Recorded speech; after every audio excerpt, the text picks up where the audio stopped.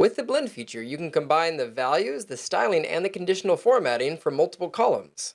To start, we're going to come up to Advanced, and from here we have two options to create a blend column.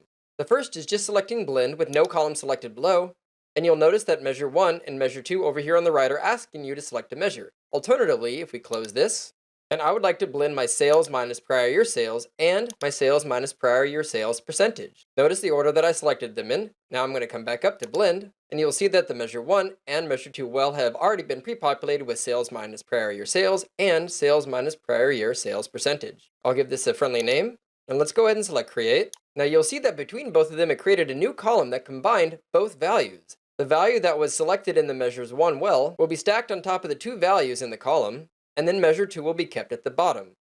Additionally, you have an option of the blend direction, vertical or horizontal. Notice the difference if I change this to horizontal and selected update.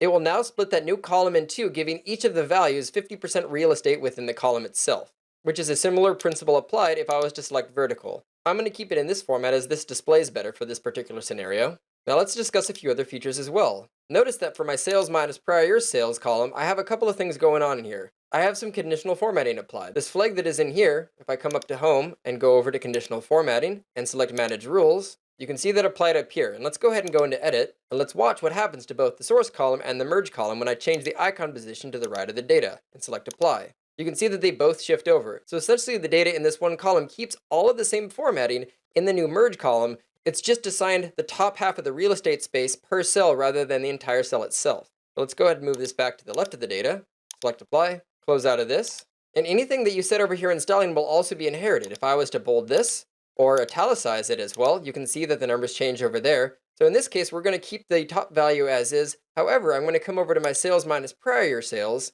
and we're going to reduce the size of this a little bit. I'm going to go to the font and decrease this down to about 9. There we are. And I would like to italicize this as well. And now you can see those changes being observed again in the merge column. And this is one of just many different ways to use the merge function as well. Almost any type of conditional formatting can be applied into here. As another example, the data bars that I have created on this sales minus sales plan value here, let's go ahead and merge this one with the percentage as well. Come back up to Advanced. I'm going to navigate over to Blend, rename it, select Create. And as you can see now, it has adopted both the charting for the conditional formatting data bars behind it, plus the two values on top of it.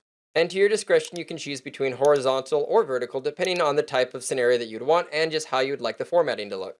Plus, once you're done with the original columns, if you wanted, you can come back up to Manage Columns and hide those original source columns. And let's conclude this video by looking at a few other examples of the blend feature.